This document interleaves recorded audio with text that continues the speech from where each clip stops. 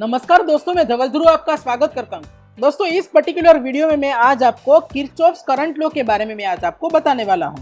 दोस्तों, ये जो लॉ है वो गुस्टाव किरचॉफ नाम के साइंटिस्ट ने हमें ये लॉ दिया है। उसमें एग्जैक्टली क्या होता है कि उसमें the algebraic sum of current at node is equals to 0। दोस्तों, नोड को आप इस तरह से कंसिडर कर सकते हैं जैसे कि 3-4 अगर हम वायर्स किसी एक पॉइंट से अगर हम कनेक्ट कर रहे हैं, सभी वायर्स एक दूसरे से ज्वाइन होकर किसी एक पॉइंट में ज्वाइन हो रहे हैं, वो जो पॉइंट है उसको हम नोड कहेंगे। उस नोड में दोस्तों जितने भी करंट्स एंटर कर रहे हैं और जितने भी करंट्स उस नोड से बाहर निकल रहे हैं, सभी जो करंट्स होता है उस करंट्स का एडिशन 0 होगा।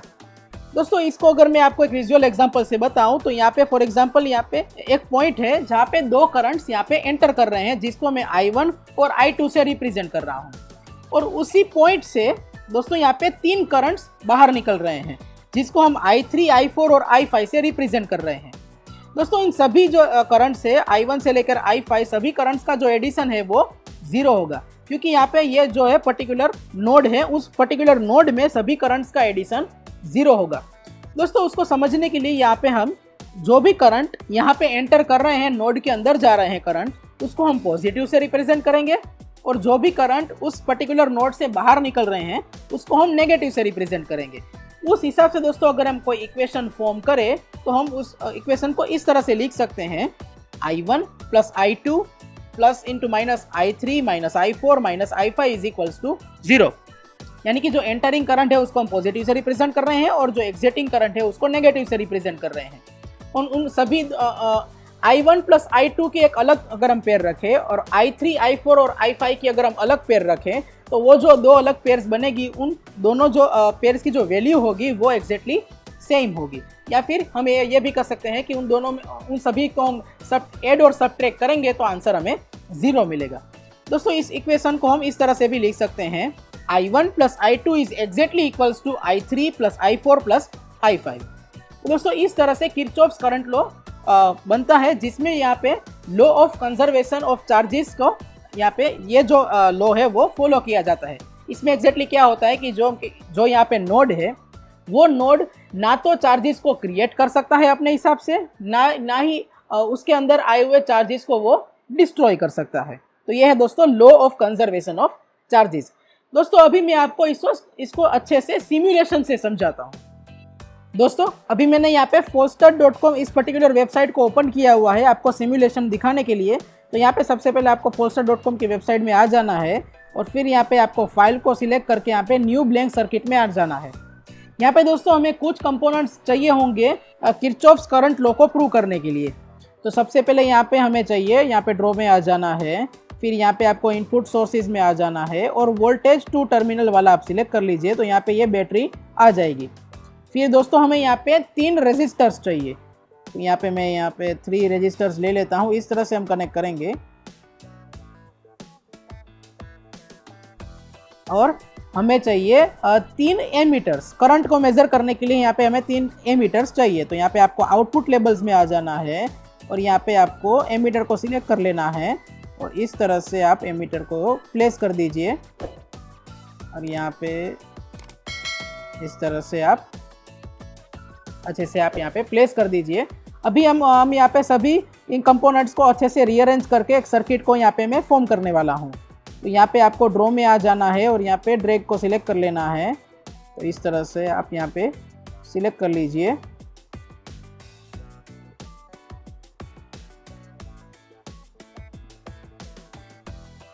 यहाँ पे मैं अच्छे से सर्किट को फॉर्म कर लेता हूँ।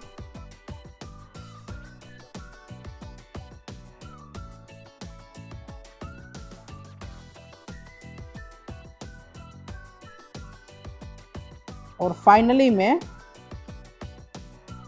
यहाँ पे वायर्स को हम यहाँ पे यूज़ करेंगे। अच्छे से मैं इसको थोड़ा छोटा कर देता हूँ और यहाँ पे इस तरह से प्लेस कर देता हूँ। अभी यहाँ पे हम इसको भी मैं अभी थोड़ा छोटा कर देता हूँ और यहाँ पे मैं ड्रॉ करके यहाँ पे वायर में आ जाऊँगा और यहाँ पे मैं वायर्स ड्रॉ कर देता हूँ ताकि हमारी ये जो सर्किट है वो कंप्लीट हो जाए। आप दोस्तों यहाँ पे देख सकते हैं कि यहाँ पे 3 करंट्स आपको मिल रहे हैं। ये जो पर्टिकुलर एमीटर है वो मैंने रिवर्स में कनेक्ट किया हुआ है, तो अभी मैं इसकी डायरेक्शन को चेंज कर देता हूँ।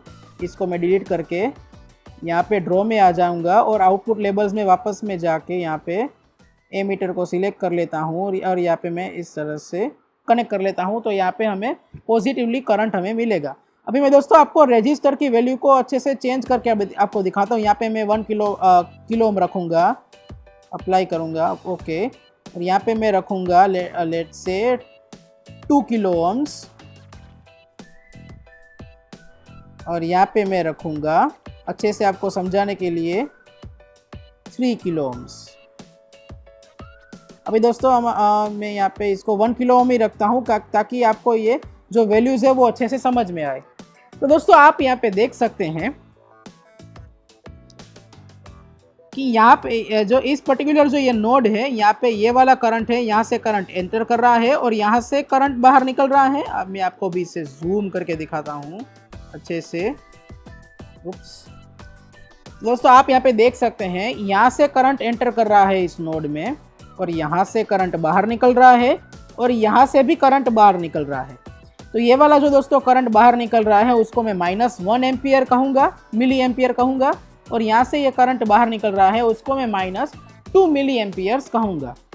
और जो यहाँ से ये करंट नोड में जा रहा है उसको मैं, नोड में जो भी करंट एंटर होता है उसको हम पॉजिटिव कंसीडर करते हैं, जिस वजह से ये +3 मिली एम्पियर्स हैं। सो 3 मिली एम्पियर्स -1 मिली एम्पियर्स -2 मिली एम्पियर्स, इन तीनों को दोस्तों आप ऐड और सब्ट्रैक्ट करेंगे तो आपको फाइनल आंसर 0 ही मिलेगा। तो दोस्तों इस तरह से आप सिमुलेशन से भी किरचॉफ्स करंट लॉ को आप समझ सकते हैं। आई होप दोस्तों आपको ये वीडियो अच्छे से समझ में आया होगा, किरचॉफ्स करंट लॉ आपको अच्छे से समझ में आया होगा। और मैंने आपको सिमुलेशन की फॉर्म में भी इसको आपको एग्जैक्टली करंट की डायरेक्शन किस हिसाब से है उस हिसाब से मैंने आपको समझाया है। आई होप दोस्तों आपको ये वीडियो समझ में आया होगा। आज के लिए बस हम इतना ही रखते हैं। Thank you so much for watching this video.